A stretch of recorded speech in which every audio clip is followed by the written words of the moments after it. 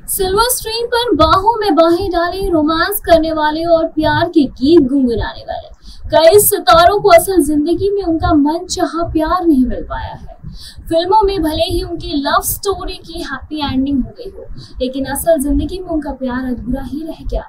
कभी परिवार की नामंजूरी तो कभी समाज के डर ने इनकी मोहब्बत को अफसाना बना दिया। मोहब्बत की एक ऐसी ही अधूरी दास्तान आज हम आपको बताने जा रहे हैं। ये मोहब्बत है माधुरी दीक्षित और संजय दत्त की। माधुरी दीक्षित भले ही डॉक्टर श्रीराम नैने की मोहब्बत की गिरफ्त में आ चुकी है, लेकिन नैने उनका पहला प्यार नहीं था। माधुरी की पहली मोहब्बत बॉलीवुड के खलनायक यानी कि संजय दत्त थे। एक समय ऐसा था जब माधुरी और संजय की मोहब्बत के चर्चे बॉलीवुड के गलियारों में होने लगे। कहा जाता है कि एक समय में संजय दत्त और माधुरी दीक्षित एक दूसरे के काफी क्लोज थे।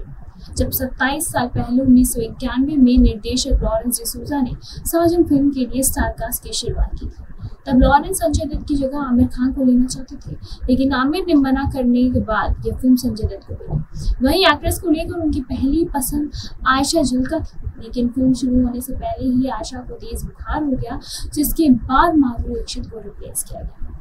कहा ये भी जाता है कि संजय और माधुरी इस फिल्म से पहले ही एक दूसरे के प्यार में पड़ चुके थे। एक दूसरे से बेइंतहा मोहब्बत थी। इस फिल्म की शूटिंग आउटडोर लोकेशंस पर हो रही थी। ऐसे में दोनों को एक दूसरे के साथ काफी वक्त बिताने का समय मिल गया, जिसका नतीजा ये रहा कि फिल्म में उनकी केमिस्ट्री भी जबरदस्त दिखाई। लेकिन फिर वही हुआ जिसका डर था। संजय और माधुरी दोनों के ही परिवार वाले इस रिश्ते के खिलाफ थे, क्योंकि संजय दत्त शादीशुदा थे। परिवार वालों ने दोनों को आगाह भी किया, लेकिन दोनों ने छुप छुपा कर मिलते ही रहे। संजय और माधुरी की फिल्म खलनायक रिलीज हुई। फिल्म सुपर डुपर हिट साबित हुई। इसी बीच 1993 में ही संजय दत्त एक फिल्म की शूटिंग के लिए गए विदेश चले गए। बहन प्रिया दत्त ने संजय दत्त को फोन किया और ऐसी खबर दी जिसकी भेद कई रिश्ता चढ़ा। प्रिया दत्त ने संजय को फोन पर बताया कि उनके खिलाफ टाड़ा के तहत मुकदमा दर्ज हुआ। संजय दत्त वतन लौटे तो एयरपोर्ट पर बोले परिवार वालों की बजाय पूरी पुलिस फोर्स उनका इंतजार कर रही थी। संजय के घर पर भी पुलिस थी। उन्हें गिरफ्तार कर लिया गया। तब टाड़ा के तहत मुकदमा दर्ज होने का मतलब जिंदगी जेल के नाम हो जाना। संजय दत्त की गिरफ्तारी ने फिल्म इंडस्ट्री को हिला कर रख दिया था। उन पर लगे इन आरोपों को माधुरी दीक्षित से को भी बहुत बड़ा झटका लगा। माधुरी को लगता था कि संजय अपनी बैड बॉय वाली इमेज को पीछे छोड़ चुके हैं, लेकिन गिरफ्तारी ने उन्हें एक नए दलदल में ढकेल दिया था। इसके बाद ही माधुरी दीक्षित ने न सिर्फ संजय दत्त से दूरी बना ली, बल्कि उनके नाम पर खामोश रही। आखिर कैसी है रही इनकी प्रेम कहानी, आइए जानते हैं हमारी नेक्स्ट रिपोर्ट। जिंदगी ने करवट ली और माधुरी दीक्षित की शादी हो गई। संजय दत्त ने भी पहली पत्नी की मौत के बाद दूसरी शादी की, फिर तलाक लिया और मान्यता से तीसरी शादी कर ली। संजय जेल से सजा काट कर रिहा हो चुके हैं। माधुरी और डॉक्टर नैने के 2 बेटे हैं। संजय दत्त के भी 3 बच्चे हैं। बॉलीवुड एक्टर संजय दत्त आज 63 साल के हो चुके हैं। संजय सुनील दत्त और नरगिस के बेटे हैं, जिनका जन्म 29 जुलाई 1959 को हुआ था। 1980 के दशक में ड्रग्स की लत के कारण वो सुर्खियों में रहे और उसके बाद 1993 में मुंबई बम धमाकों में अंडरवर्ल्ड से उनका नाम जुड़ गया। फिर 80 के दशक में सुनील के कहने पर कॉलेज जाना शुरू किया। कॉलेज में भी संजय दत्त गलत संगत में पड़ गए। उन्हें ड्रग्स की लत लग गई। पहले तो माँ नरगिस को इस बात का अंदाज़ा नहीं था, पर जब संजय खुद को कमरे में बंद रखने लगे तब माँ को शक हो गया। फिर पापा सुनील दत्त ने उन्हें अमेरिका के लिए रिहैबिलिटेशन सेंटर ले गए। वहाँ संजय को एक लिस्ट में निशान लगाना था कि वो कौन कौन से ड्रग्स लेते हैं। जब संजय ने वो लिस्ट देखी तो उन्हें सोचा कि उन्होंने तो सभी नाम के आगे निशान लगा होगा। 1981 में फिल्म रॉकी से बतौर हीरो संजय को कास्ट किया गया। इस टाइम में भी वो ड्रग्स लेते थे, जिस कारण से वो चर्चा में रहे। बहरहाल रॉकी रिलीज हुई और सुपर डुपर हिट रही। फिर 1993 में संजय का नाम अचानक सुर्खियों में आ गया। वजह मुंबई धमाकों के बाद अंडरवर्ल्ड से उनका नाम जुड़ा। उनके पास से अवैध हथियार बरामद हुए। इस मामले में चर्चा में आने के बाद भी संजय दत्त का करियर पीक पर था। फिर 1993 में रिलीज हुई फिल्म खलनायक। 1993 की सबसे ज़्यादा कमाई करने वाली दूसरी हिंदी फिल्म साबित हुई और 90 के दशक की सबसे ज़्यादा कमाई करने वाली हिंदी फिल्म थी।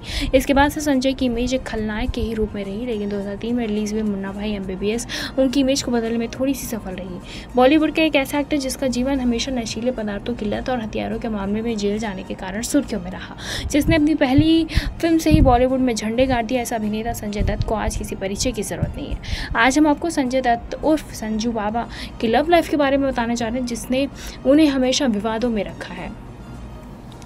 29 जुलाई 1959 को जन्मे संजय दत्त अपनी दमदार एक्टिंग के लिए पहचाने जाते हैं। उन्होंने 1981 में फिल्म रॉकी से बॉलीवुड में डेब्यू किया। अब तक 187 से अधिक फिल्मों में काम कर चुके हैं। संजय दत्त पर एक बायोपिक भी बनी जिसका नाम संजू है। लेकिन क्या आपको पता है कि संजय दत्त का कई फिल्म एक्ट्रेसेस के साथ अफेयर रहा है? नहीं। तो यहाँ हम आपको संजय दत्त के 8 अफेयर्स के बारे में बताएंगे। तो आइए पहले आपको बता देते हैं कि संजय दत्त की गर्लफ्रेंड्स के बारे में। उनके बेसिकली 3 अफेयर्स हैं, और फिर आपको एक्टर शादीशुदा जिंदगी के बारे में बताते हैं। संजय दत्त और टीना मुनीम। संजय की लाइफ में पहली गर्लफ्रेंड के रूप में एक्ट्रेस टीना मुनीम का नाम आता है। संजय और टीना बचपन के दोस्त और जल्दी उनकी दोस्ती प्यार में बदल गई। उनकी पहली फिल्म रॉकी के दौरान टीना और संजय का रिश्ता मजबूत हो गया, लेकिन अफसोस उनका अफेयर हमेशा के लिए नहीं रह सका। टीना ने संजय को ज़्यादा शराब पीने की आदत के कारण छोड़ दिया और बाद में टीना ने धीरूभाई अंबानी के छोटे बेटे अनिल अंबानी से शादी करके संजय दत्त और अभिनेत्री रेखा की फिर छोड़ दी। बात करें नंबर 2 तो संजय दत्त और अभिनेत्री रेखा की लव स्टोरी है। सन 1984 में संजय दत्त का नाम अभिनेत्री रेखा से जुड़ा। संजय जब अपने से बड़ी उम्र की एक्ट्रेस रेखा को डेट कर रहे थे तब वो फिल्म ज़मीन और आसमान की शूटिंग कर रहे थे। बताया जाता है कि दोनों ने भाग कर शादी भी रचा ली। हालांकि अभिनेत्री के जीवन पर लिखी गई किताब द अनटोल्ड स्टोरी के लेखक यासिर उस्मान के सफ़र को कहीं जिक्र नहीं है, लेकिन उस समय यह अफवाह इतनी प्रबल में थी कि सारी चीज़ें लगता था कि संजय दत्त को सामने आकर एक पत्रिका को दिए गए इंटरव्यू में आरोपों का खंडन करना पड़ा था। फिर है संजय दत्त और नादिया दुरानी की लव स्टोरी। संजय दत्त और नादिया दुरानी की मुलाकात कब और कैसे हुई ये बात कोई नहीं जानता, और ना ही संजय दत्त ने कभी इसके बारे में कुछ कहा है। लेकिन बता दें कि दूसरी सच्चाई ये है कि संजय दत्त और उनकी दूसरी पत्नी रिया की शादी नादिया दुरानी की वजह से ही टूटी थी। दावा किया जाता है कि संजय दत्त रिया संग शादी से पहले नादिया को डेट कर रहे थे। उन्होंने रिया संग शादी के बाद भी नादिया के साथ अपना रिश्ता बनाए रखा। संजय दत्त और नादिया दुरानी साल 2002 में रिलीज हुई फिल्म कांटे में एक साथ नजर आए थे। हालांकि कुछ समय बाद संजय और नादिया भी अलग हो गए, लेकिन दोनों के अलग होने की वजह किसी को नहीं पता चली। और नंबर 4 पे है संजय दत्त और लीजा रे की लव लाइफ। जी हाँ, व्यक्तिगत और व्यवसायिक रूप से कठिन दौर में जाने के बाद उन्हें लीजा रे के साथ सुकून मिला, लेकिन उनकी ये प्रेम कहानी भी बहुत कम ही चली और कुछ समय के साथ रहने के बाद दोनों अलग हो गए।